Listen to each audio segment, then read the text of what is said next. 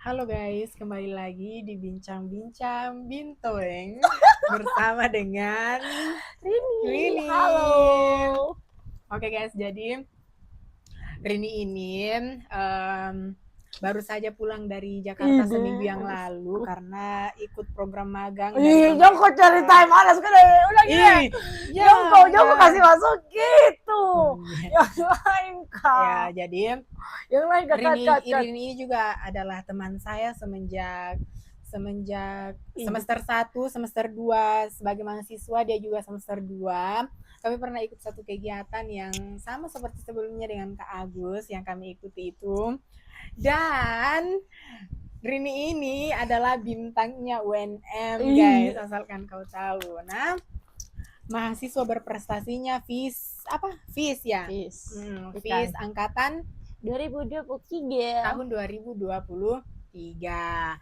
Tuh guys ya, jadi tidak sembarang ini masuk di vlogku, nah tidak sembarang masuk di bincang-bincang ini, di podcast gue. Podcast gue ini adalah eksklusif, oke, okay? You know?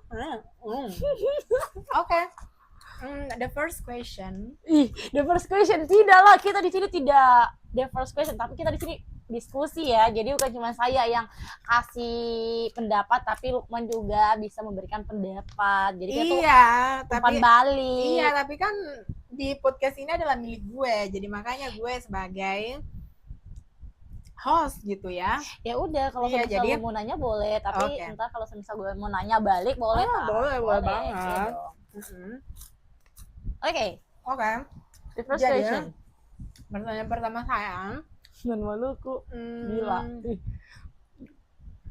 mungkin karena kan kamu sementara magang di hari ini di Jakarta. Gila nyoko Bagi bahas gitu. bagi tipsnya buat teman-teman yang Malasku sekarang tuh mau bahas. Nyoko bahas magang. Mana nyoko yang lain kayaknya nyoko magang. iya oke Pala. Bagi tipsnya buat kita ganti ya pertanyaannya.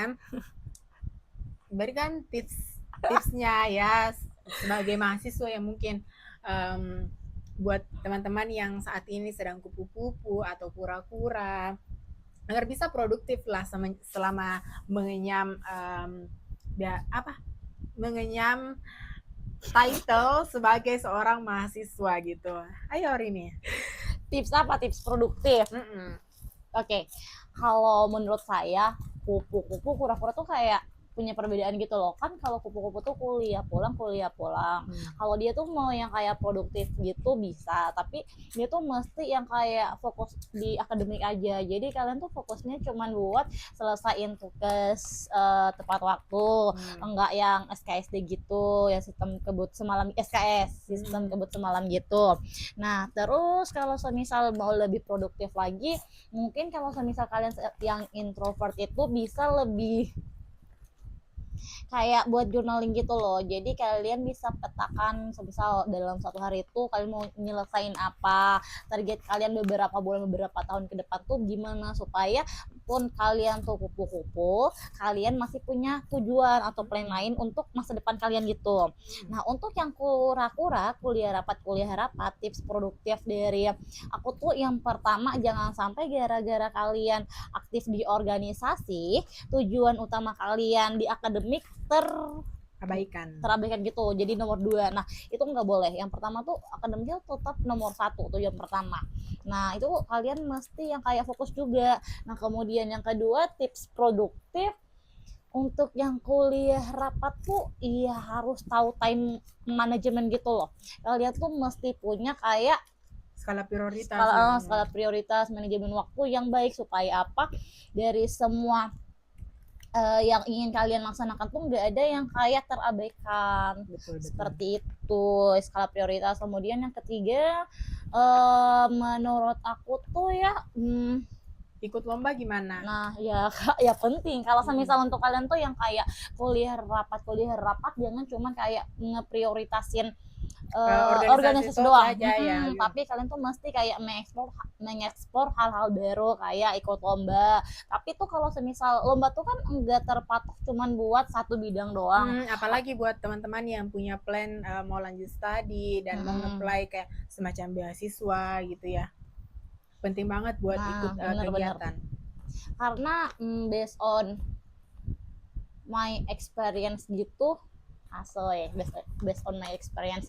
Kalau aku tuh kan anaknya juga aktif organisasi, tapi tetap ikut beberapa kegiatan yang kayak karya tulis gitu loh. Jadi kayak bisa balance gitu antara kuliah rapat sama lomba-lomba. Jadi Oke, jadi seperti itu ya buat teman-teman yang saat ini lagi sementara nyandang title sebagai seorang mahasiswa, kupu-kupu, kuliah rapat, kuliah pulang. Sebenarnya nggak ada yang masalah, no problem. nggak ada masalah selama teman-teman ngutamain akademik, tapi bisa nge-explore diri juga ya di luar akademik. Itu yang penting teman-teman, karena sebagai mahasiswa banyak sekali peluang-peluang yang teman-teman bisa dapatkan, kecuali teman-teman mau itu. Kecuali kalau mereka mau. Iya gitu maksudnya. Itu ya guys, jadi seperti itu tips dari seorang Rini yang alhamdulillah ya selama mahasiswa aktif di berbagai bidang, terutama Rini juga pernah menjabat sebagai mahasiswa berprestasi FIS. The best sih, the best. Ya dong, FIS juara 1 ya. Bercanda guys. Oke, next. Rini, aku tahu kamu pernah ikut program kreativitas mahasiswa. Oke, PKM, PKM. Apa sih yang kamu dapatkan ikut PKM?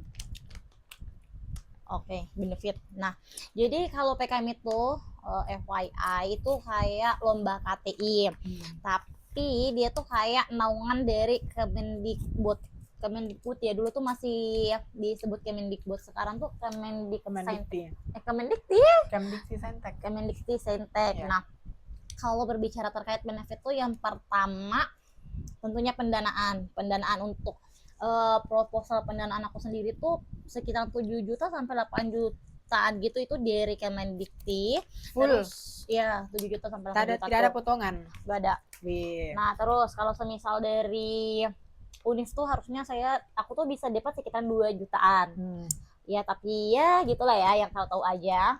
Nah, kemudian yang kedua, emangnya nggak dapat dari Unis? Kagak dapat. Nah, kemudian yang kedua tuh aku dapat konversi mata kuliah gitu. Jadi kemarin gara-gara ikut PKM aku tuh bisa dapat, aku tuh nggak mesti ikut KKN gitu. Jadi aku tuh untuk mata kuliah KKN aku tuh bisa bebas, nggak mesti ikut gitu. Itu yang kedua. Kemudian yang ketiga ya tentunya relasi aku bisa kayak tersambung langsung dengan pimpinan-pimpinan yang ada di Univ. Kemudian yang kedua tentunya karena aku tuh PKM-nya pengabdian masyarakat, sehingga relasi ke pemerintah setempat khususnya di Kabupaten Bulukumba, di kawasan adat Amatoa Kajang itu bisa lebih terbuka lagi. Jadi tentunya untuk koneksi ke depan tuh kita tuh bisa lebih berjejaring lagi, dan tentunya ini tuh bukan cuma buat aku doang, tapi untuk teman-teman setim. Nah, kemudian untuk benefit yang lain, sebelum lanjut, saya mau nangkap dulu apa yang disampaikan Rini. Jadi ikut PKM itu tidak hanya dapat pendanaan, tapi juga memperkuat jejaring, memperkuat kolaborasi, kerjasama tim.